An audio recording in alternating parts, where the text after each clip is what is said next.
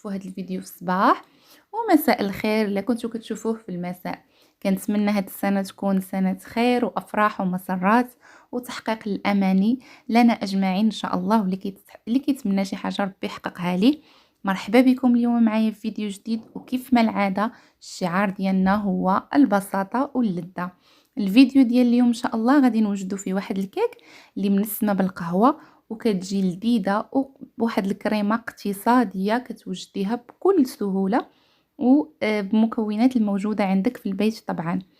اول حاجه غادي نبداو بها هي المقادير. بالنسبه للمقادير فكيف ما كتشوفوا عندنا هنا غنحتاجو ان شاء الله 3 ديال البيضات، كاس ديال الحليب، كاس ديال القهوه. انا استعملت هنا قهوه سريعه الذوبان، وطبعا يكون الماء دافئ اللي غادي نخلطوا به القهوه ديالنا. وعندنا كاس ديال الزيت مع مرش، وكاس سكر سنيده كذلك مع مرش. بالنسبه للقياس فانا عطيتكم هنا القياس ديال الكاس العنبه. كذلك غنحتاجوا واحد الحامضه محكوكه، وملعقتين ديال الكاكاو المر، 3 خمارات، وملعقه ديال الخل. بالنسبه للدقيق فكيف ما كنقول لكم دائما فهو كيكون بحسب الخليط، وغادي تشوفوا معايا انه انا هاد الكميه راه كانت كافيه ليا، هي اللي نتوما تقدروا على حسب النوعيه ديال الدقيق تقدروا تحتاجوا اكثر، تقدروا تحتاجوا قل. نمشيو ان شاء الله نبداو بطريقه التحضير. فهنا غادي تشوفوا بانه غنستعمل هاد المقادير تدريجيا. غنحتفظ بالدقيق والخميره والخل غنخليهم المرحله الثانيه، وغادي نبدا بالمقادير اللي هنايا انتم غتشوفوا كيفاش غادي نخدمها. نخليكم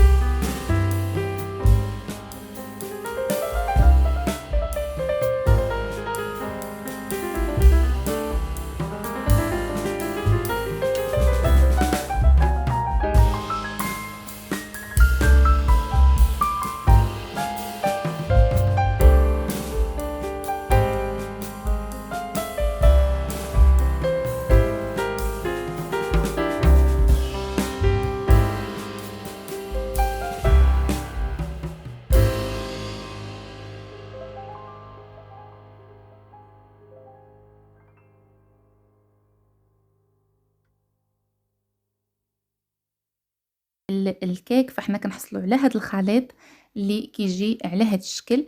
كناخذوا المول ديالنا، يعني اختياري نتوما استعملوا اي مول عندكم. كندهنوه بالزبده وطبعا الدقيق، كنرشوه بالدقيق كيف ما كتشوفوا.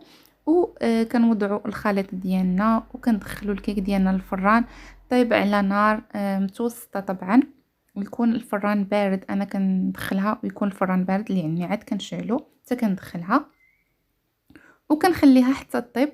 وهي فين غادي طيب، انا غادي نمشي نوجد هنايا هذيك الكريمه اللي غادي نزينها بها ان شاء الله.